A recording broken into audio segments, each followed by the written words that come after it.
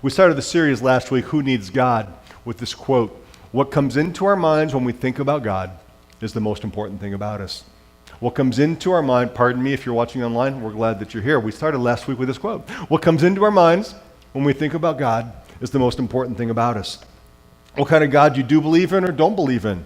If you believe in the angry, wrathful God that hates everybody or the loving God that loves everybody and judges no God, that will determine a lot about who you are and what you do.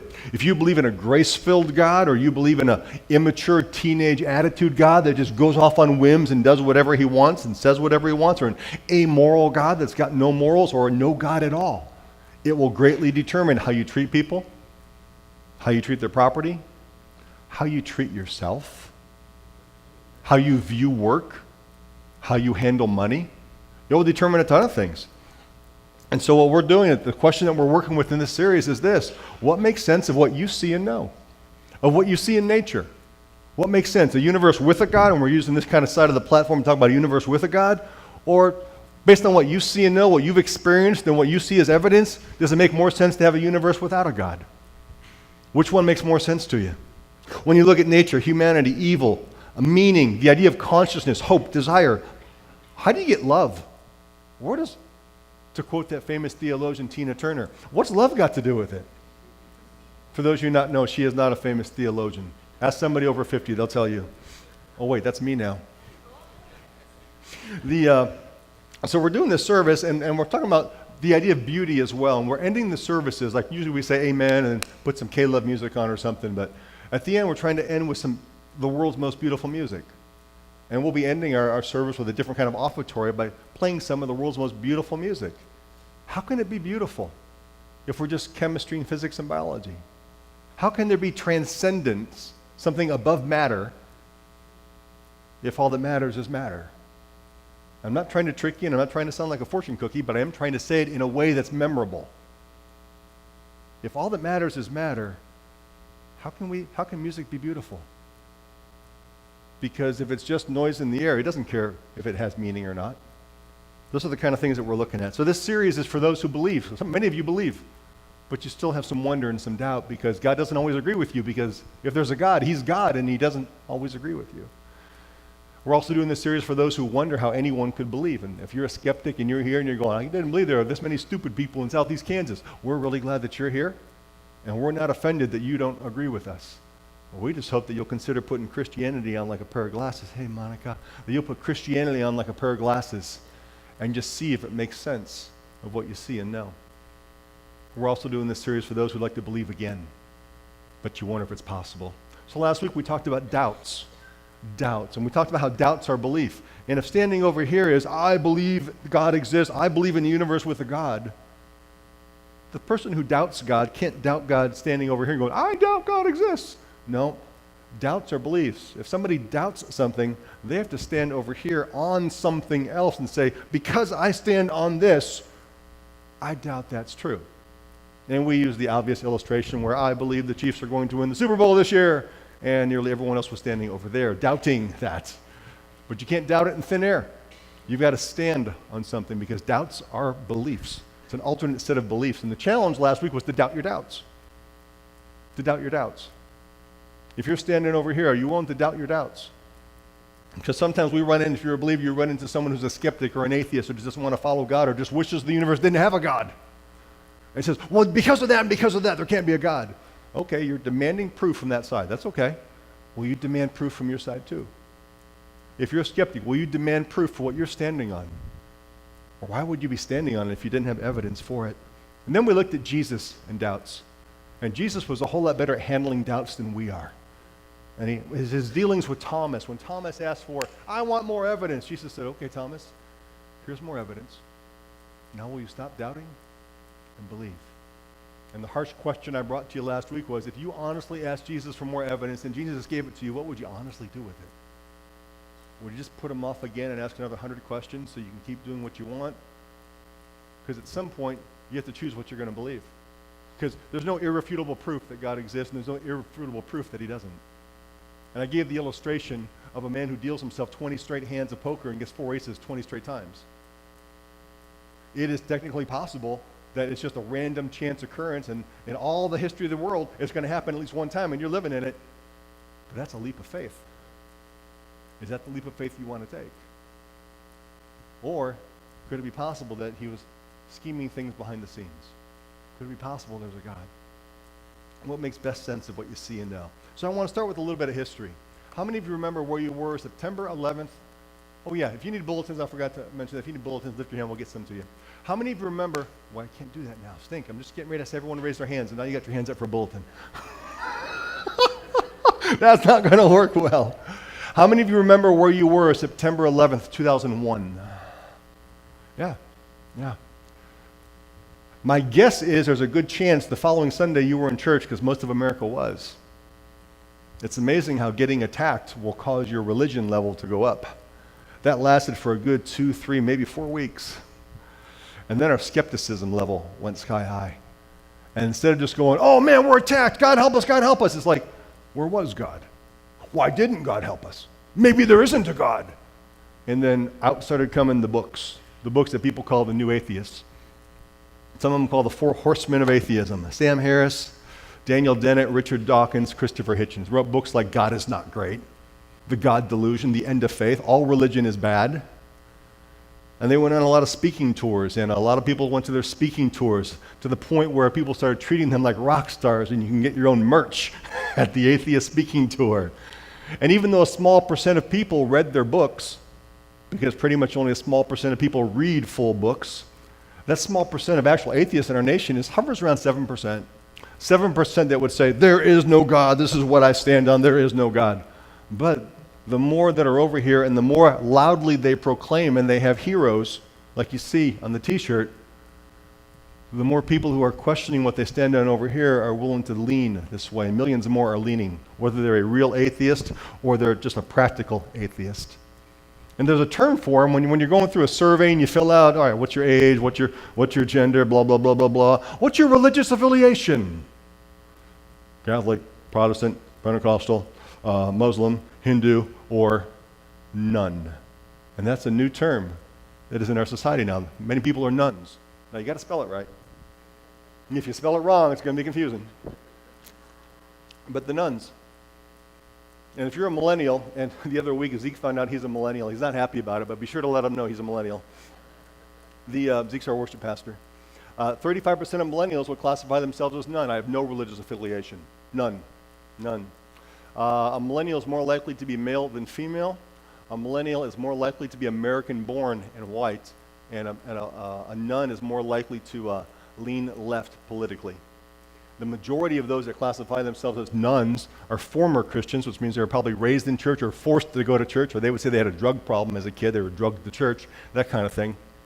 And that includes the atheistic, the agnostic that would say, I'm not sure we can really know if there's a God, which half the time is an excuse for I don't want there to be a God, now I can live how I want. Or the apathetic. The apathetic that say, don't know, don't care, just be good. If there's no God, what's good? We'll get to that in a moment. But in most situations, the problem has to do with what's appealing. It has to do with when they look at Christianity, they go, ugh. It's not because they look at atheism and go, yeah, awesome.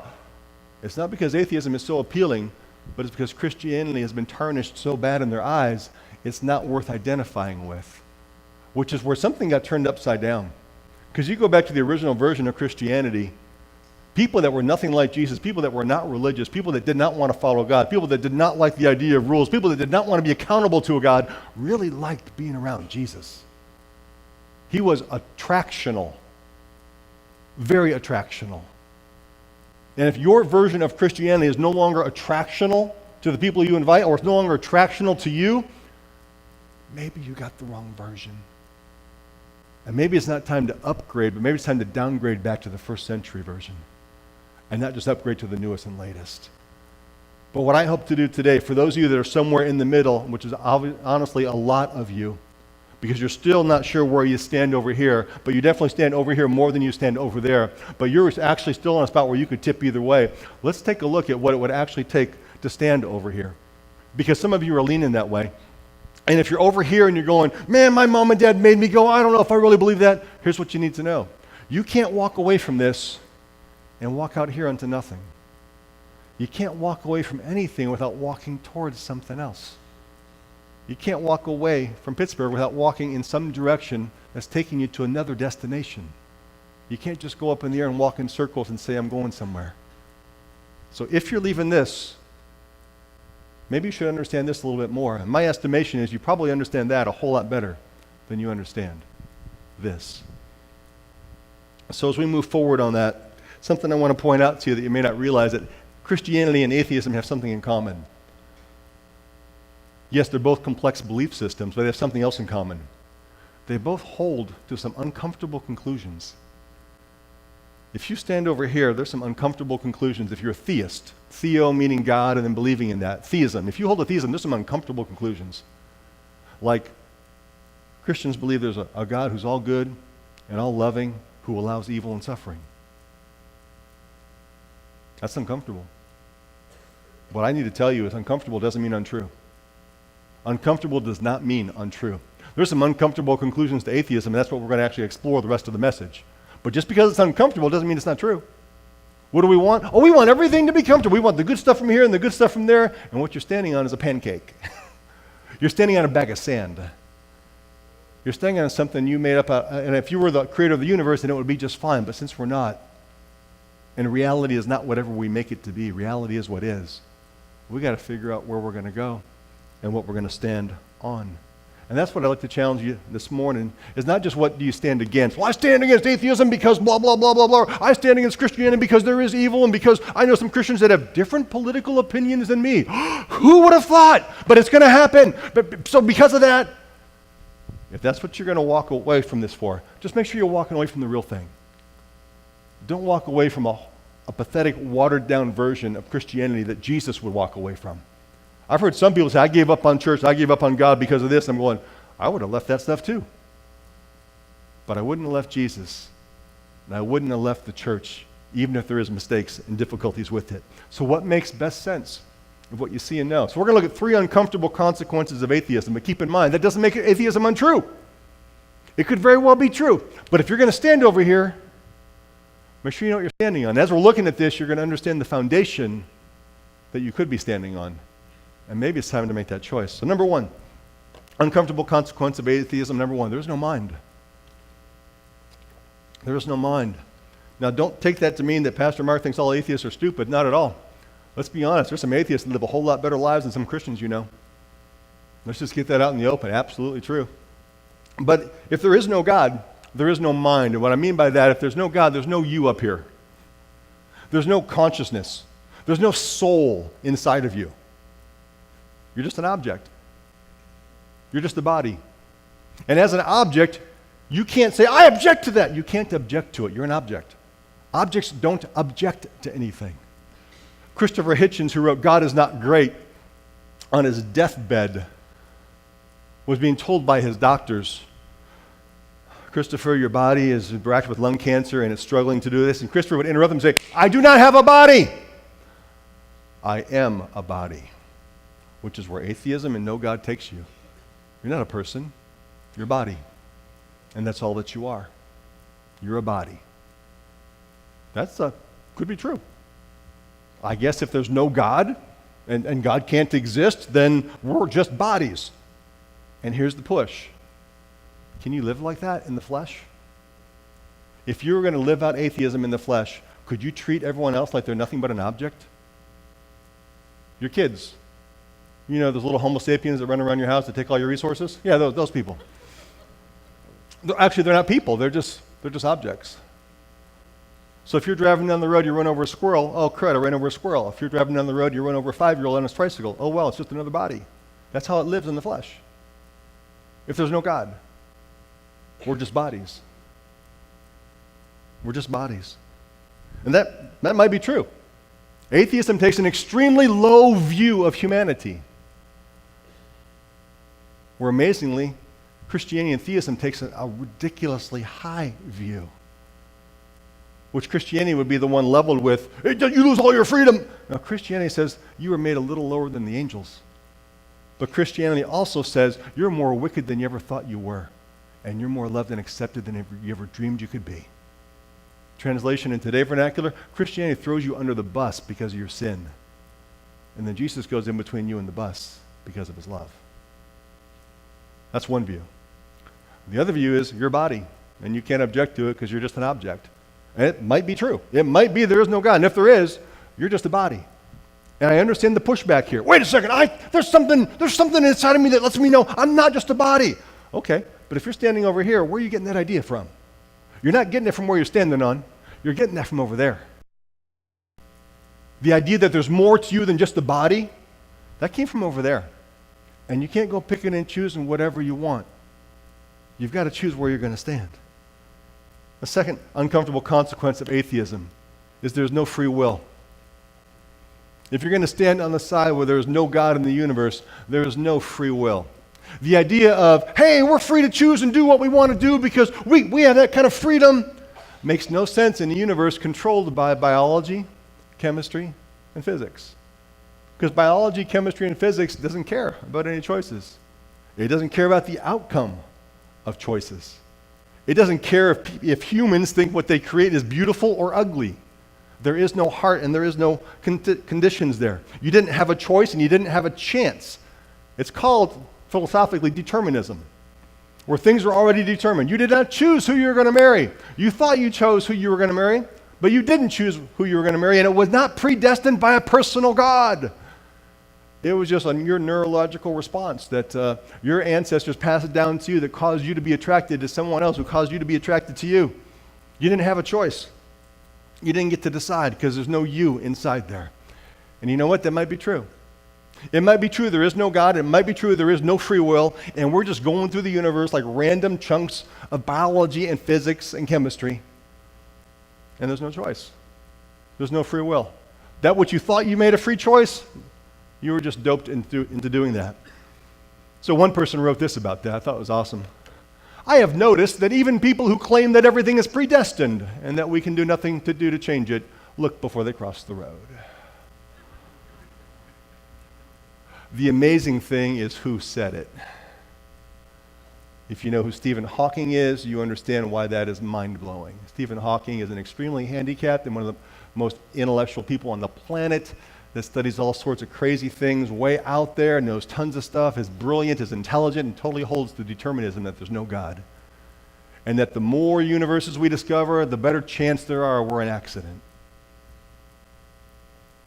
And you could very well be sitting there going, hey, I believe in free will. What about love? Yeah, what about autonomy? I can do what I want. I believe in those things. Okay. But you can't stand over here and believe in those things. You got that idea from over there.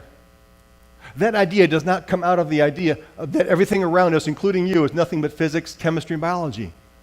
That idea that there's something inside, that idea that we have free will and we can choose things and it's not already determined for us, didn't come from here. It came from over there. But you're not over here maybe because there's some uncomfortable conclusions over here. Yes, there is. There absolutely is uncomfortable conclusions over here. Uncomfortable doesn't make something untrue. There's uncomfortable conclusions over here too. Both of them are going to take a leap of faith. Which way are you jumping? Because you're going to pretend you're going to hang in thin air. You're fooling yourself and everyone around you. Because there's nothing to stand on here. There's nothing. Let's go to the third one. Another uncomfortable consequence. There's no value and meaning. Chemistry, biology, and physics don't care. They don't care whether you make it home tonight or not. They don't care at all. They don't care if the United States is a nation next week or not. Does not care. Does not care what happens to the earth. Have you ever seen a picture of the earth taken from like millions and millions of miles away? They have to put an arrow on the picture to show you where earth is because it looks like a piece of dust on the picture.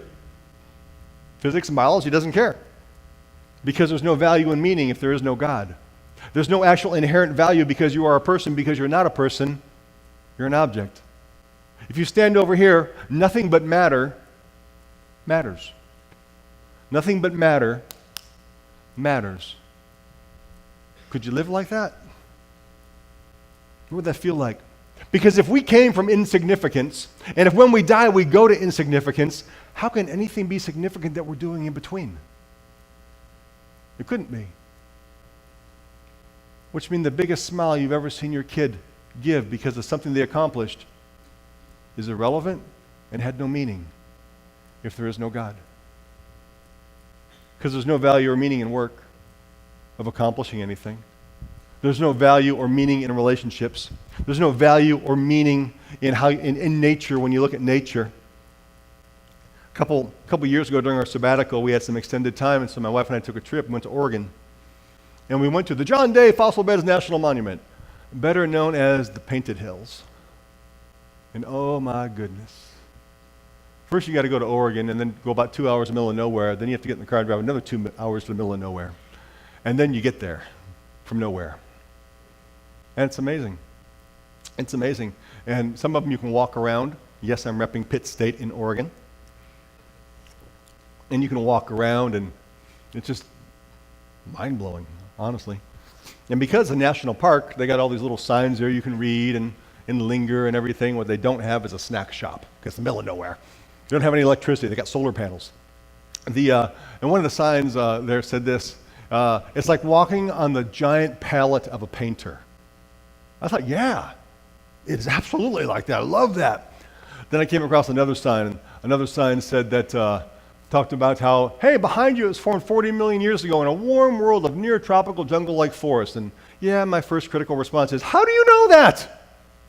But okay, it's a national park. It's not a Mark's Park. It's a national park. They can put whatever sign they want up. The 33 million years ago, deciduous forest covered the land. That's pretty amazing that you know that.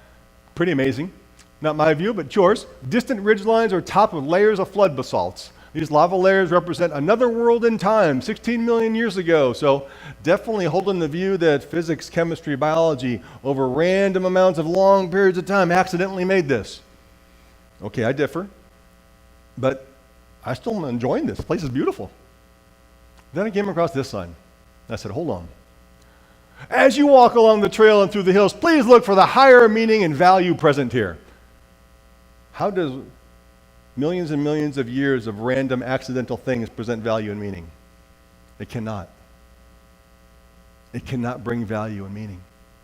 They're pulling that out of thin air. You can't have, we have value and meaning, and we're just an accidental collection of physics, biology, and chemistry. Accidental projects, what your kid did, is what almost burned your house down when they were in 3rd grade. It does not bring value and meaning as we enjoy it.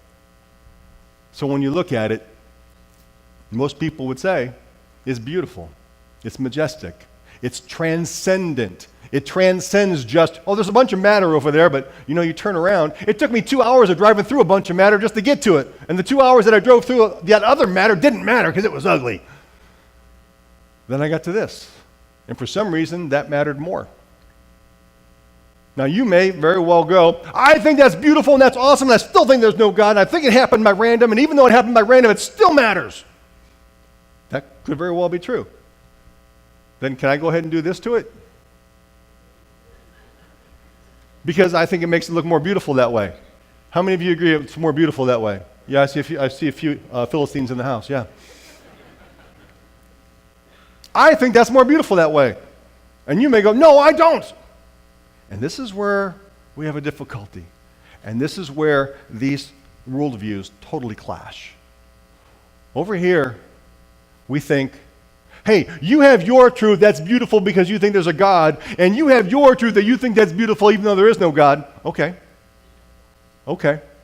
So,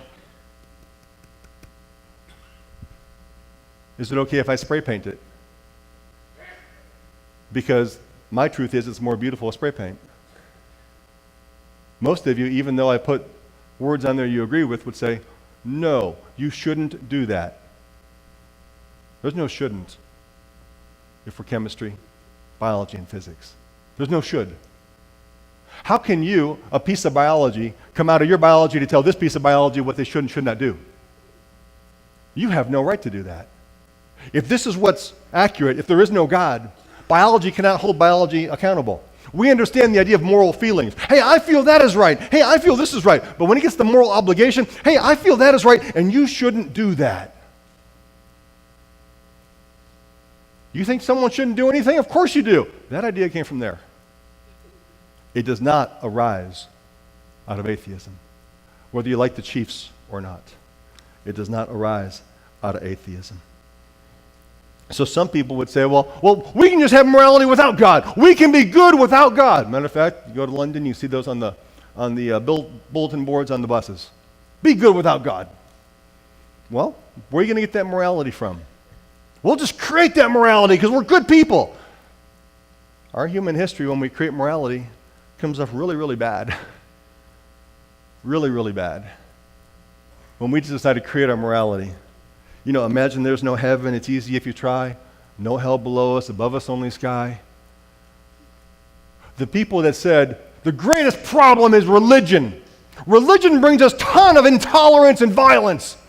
The people that said that the most and the loudest were the ones who created the most intolerance and violence in the 20th century, which was the bloodiest century in human history. It's a ridiculous paradox of humans when they think they're God. Mao, Stalin, Pol Pot, Lenin, Mussolini, Hitler. But you know what? Technically, maybe it's true. Maybe there is no God. Maybe there is no such thing as a moral obligation. Maybe there is no such thing, possibly, that we can hold each other accountable. Maybe life is without value and without meaning. But we sure hope not. There's none of us that are sitting there going, I hope this is true. But hope doesn't make that right. Both sides have uncomfortable conclusions. And you might be over here, but I believe that there's value. I believe that there's meaning. And that idea came from over there. And it came because God created the heavens and the earth.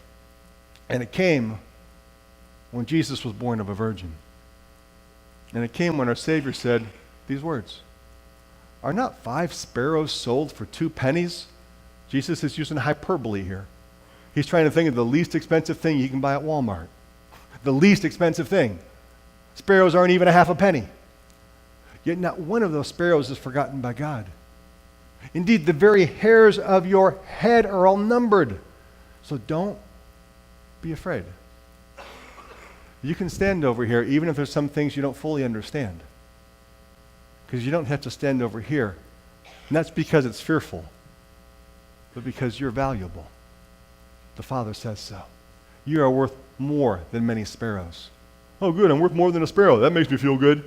Jesus went on to say in other passages, because the Father, God, so loved the world, he gave his one and only Son.